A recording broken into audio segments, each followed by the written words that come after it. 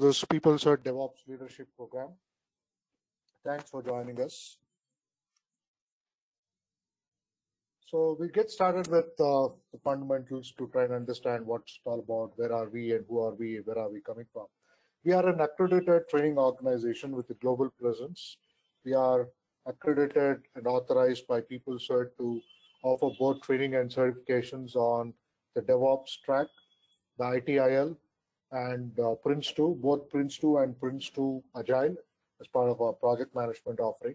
And then we offer accredited training and certifications on Agile Shift. So we have a large global presence.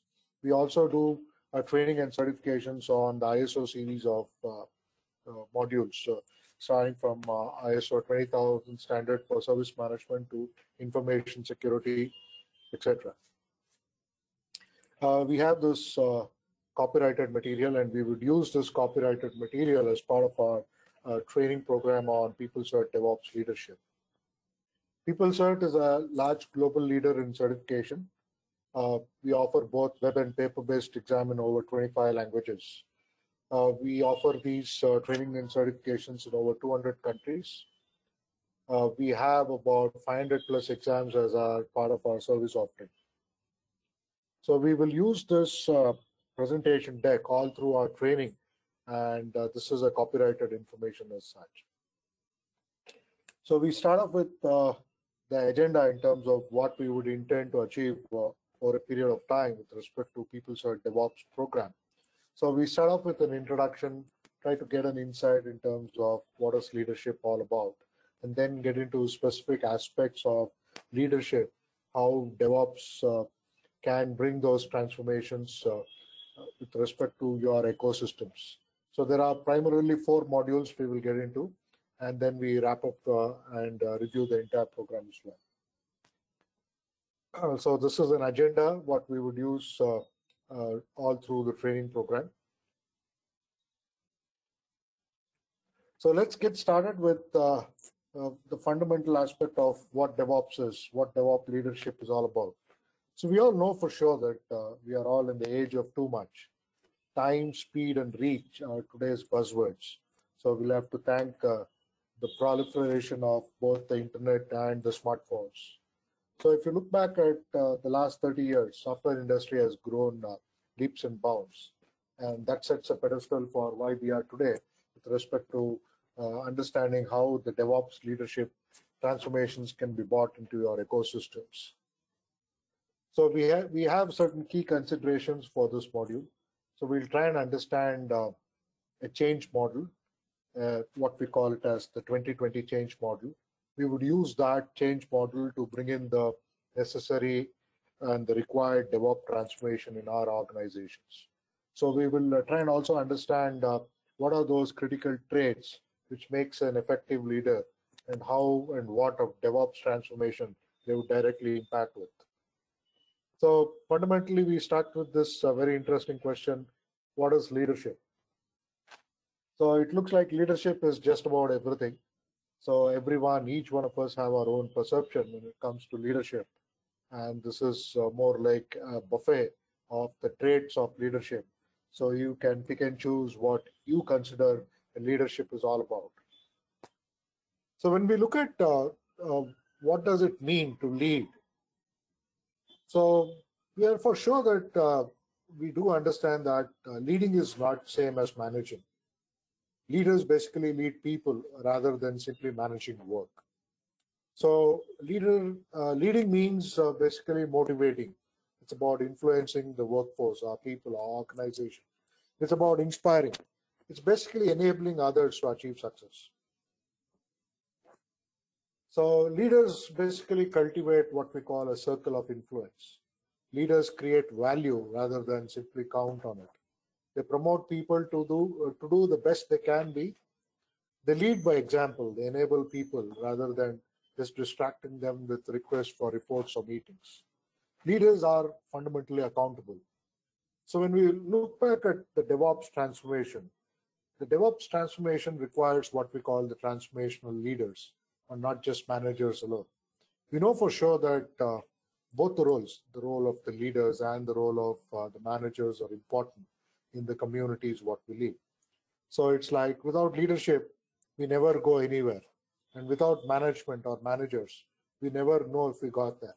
So both the leaders and the managers are quintessential for our DevOps transformation.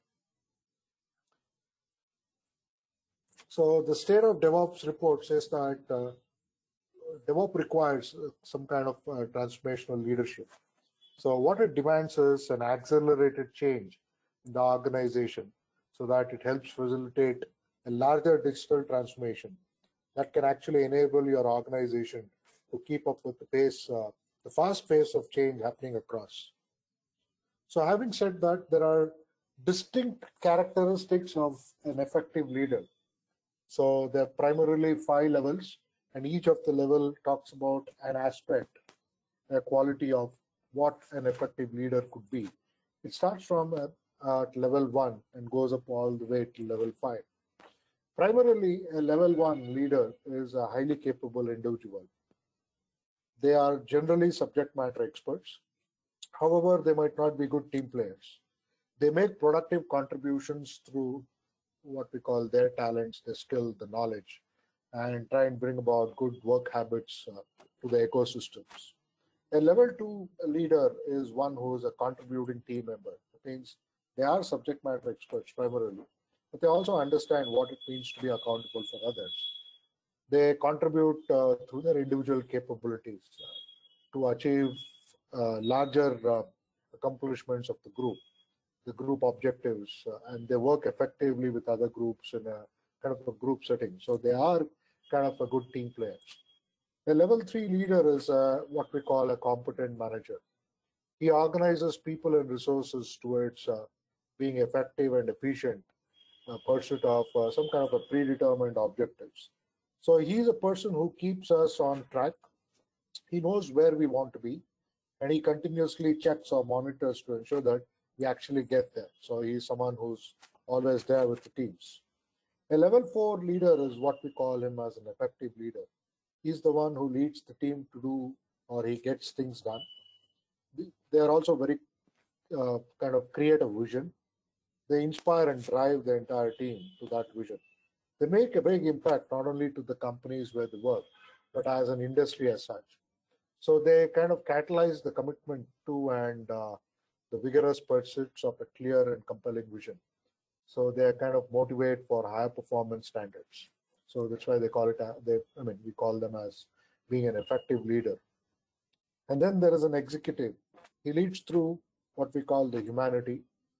He builds enduring greatness through a paradoxical blend of personal humility and that with of his professional will. So level 5 leader, what we call him an executive, he is the one who develops opportunities for the others to step into the leadership role. So primarily, leaders at level 5 create what we call the sustaining organizational culture. And that doesn't depend on their personal characteristics. So that's what we said. It's a paradox situation where an executive is always in between his own personal characteristics and the professional wills and the judgments what he has to make all through. So that's a effective trait of being a leader at level 5, what we call him as an executive. So there are distinct types of leadership. Primarily, there are 3 types of leaders. So these are, what we saw in the previous slide deck was what are those characteristics of being a leader in different levels. There are primarily 3 types of leaders, what they create, what the outcomes of being a leader. So one is what we call leaders who attract followers. They have willing followers, but they also consume followers. It's like they get the job done, but they look at followers as resources and tools only. And then there are leaders who attract and develop followers. They nurture followers, basically. They make sure that the followers have enough and more opportunities to develop their own individual skills. They get enough knowledge. But the followers still remain followers. And then there is a distinct leadership, a type of leadership, what we call a leader who attracts and develops other leaders. So essentially what we mean, a level 5 executive. So the leader, he can step away, but he influences his, the entire tenure of his within the organization. So he leads at the top. He creates a kind of personal accountability. So this is essentially an aspect of what we call the lean leadership. So a lean leadership is about leading with questions, not just with answers. So essentially, these type of leaders are what we call the level 5 executives. So then, in terms of DevOps, so what is leadership for DevOps? What does it mean to be or bring in the leadership aspects with respect to DevOps? So we all know DevOps is a method for developing software. It is a collaboration of existing IT best practices across the popular standards and frameworks, be it the ITIL, be it the lean philosophy, and be it the agile. So DevOps does approach software with not just about automation or continuous delivery. Of course, they are critical to the DevOps transformation. But DevOps is basically a kind of a collaboration of all the best practices which have already been there in the industry so far. So it primarily encourages a culture of collaboration across the stakeholders, or what we call a collaboration across the value stream. It encourages an organization to be an organization which is always on the learning curve. Uh, Basically, it helps the IT deliver business value better, faster, and cheaper than ever before. So if we look back at the last 30 years, the way we have developed software. So DevOps is that breakthrough framework, which is a collaboration of all the best practices across business domains. And it primarily encourages collaboration, learning, and of course, critical to DevOps is the automation aspects and can focus on being into a continuous delivery. So when we look at what a DevOps full stack is, so full stack represents three core aspects of any DevOps implementation. So it represents three critical factors for success. Basically, starts with creating the right culture with the right people by putting into place the right processes and practices, by having a collaborated approach, by looking into the ITIL, by looking into lean practices and agile scrum and agile extreme practices. And then finally, it adds what we call a level of technology and brings in automation to that very culture, to the very fabric of an organization, or what we call an ecosystem. So DevOps full stack is all about culture, it's about practices, it's about automation. So there are certain key principles of DevOps. Those are the ones which what we call the DevOps building blocks. So primarily what we call the flow, a feedback, and ecosystem of what we call a continual experimentation. And then there are what we call the acronym CALMS. So that is the one which underpins the key principles of what DevOps is all about. So let's try and understand each one of these principles and how they contribute to bringing this breakthrough transformation. So when we talk about the first way is what we call the flow. So the flow focuses on understanding basically how the work flows, how work moves from the development to the operations team, from one functional area of the business to the customers, basically from left to right, from one team to another. The second way describes or talks about feedback. So it's a principle which it kind of enables some kind of a fast and consistent feedback from right to left. It is from across the value streams, from across the stakeholder groups. So primarily, the second way, or what we call feedback, emphasizes an aspect of communication and collaboration, and that's the essence of DevOps. Whereas the third way, what we call the continual experimentation, it kind of creates a culture of experiment with something new, experiment something innovative. It's okay even if you fail, but you learn from those experiments, learn from those failures as quickly as possible, and then bring the improvements. So it enables some kind of a creation of knowledge for both individuals, for the teams and the ecosystems. So it involves breaking what we call the breaking down of the silo culture. So when we look at CALMS, it's an acronym. It's a distinct way of understanding the key pillars and concepts that basically underpin the DevOps.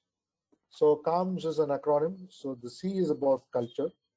So it's all about understanding the values, the beliefs, the attitudes, which is there across the organization and within the IT, which are very important. And those are the aspects which we try and bring the shift when we talk about a DevOps transformation. And then, of course, the A stands for automation.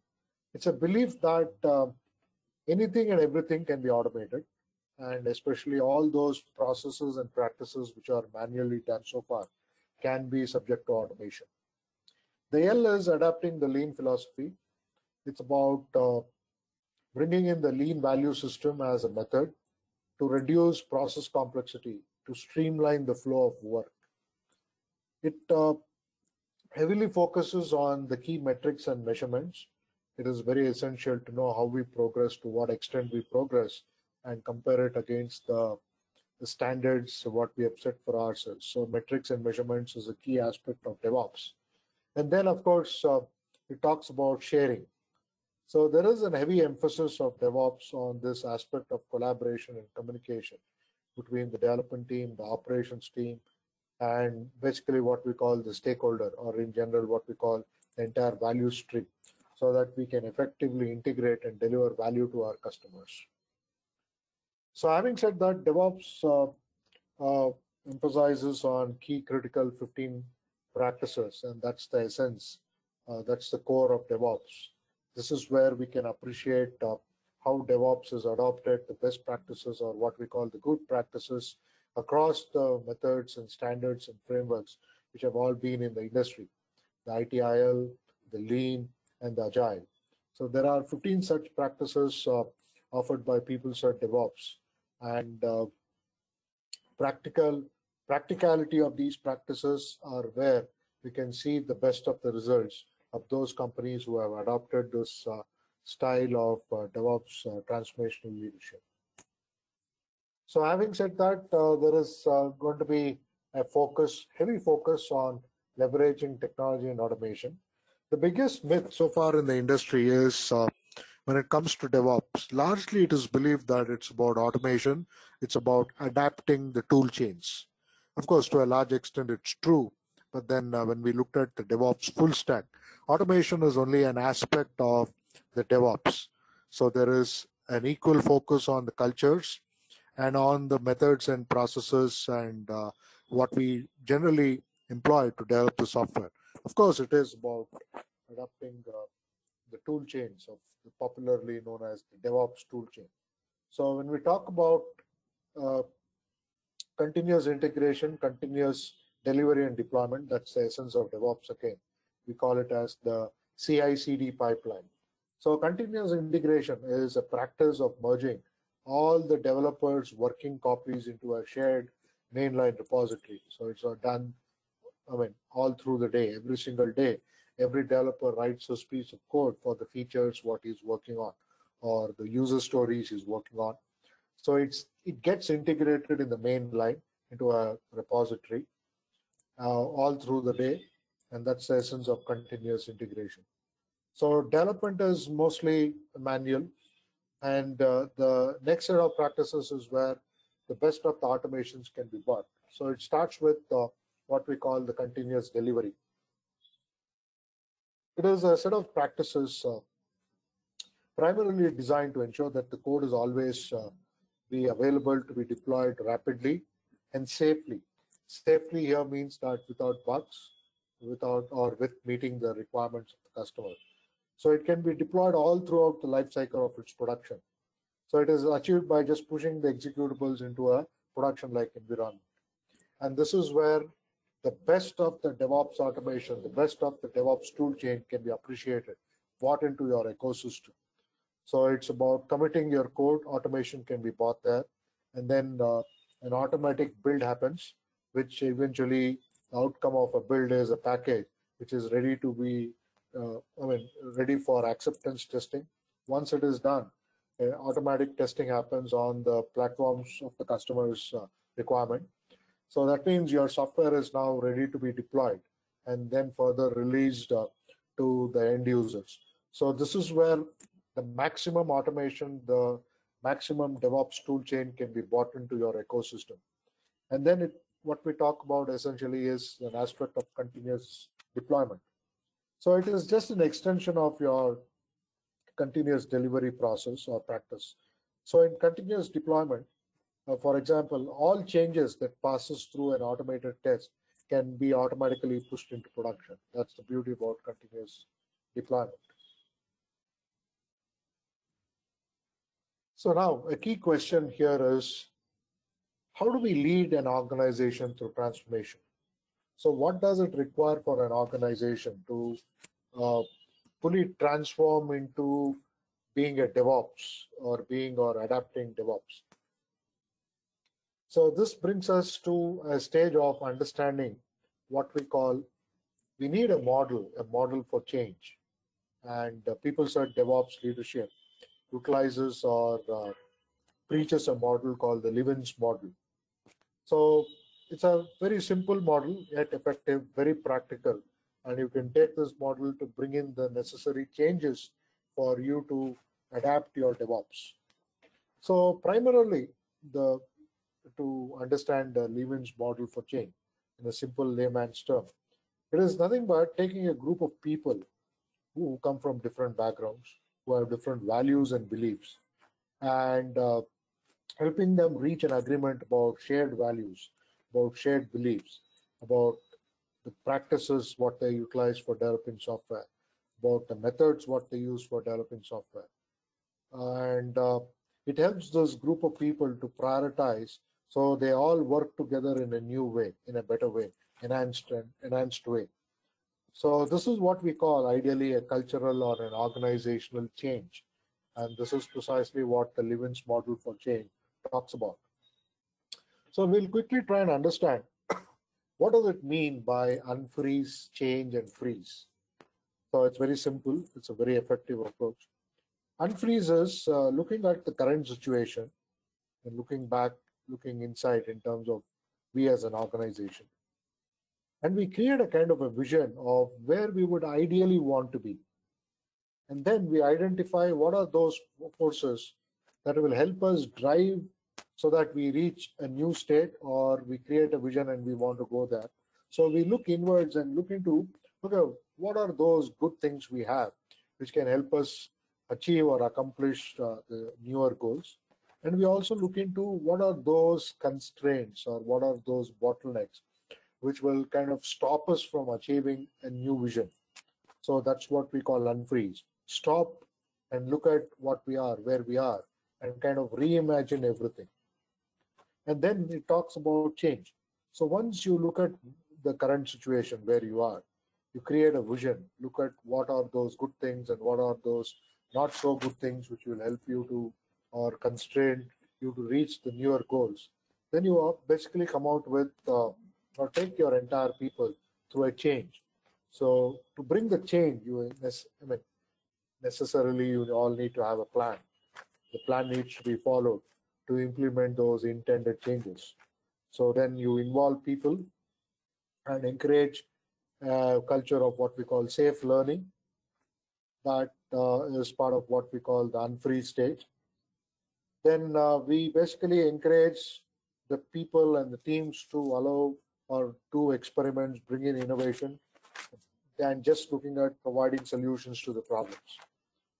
So there will be enough and more role models whom these people and teams can look forward to while bringing the change.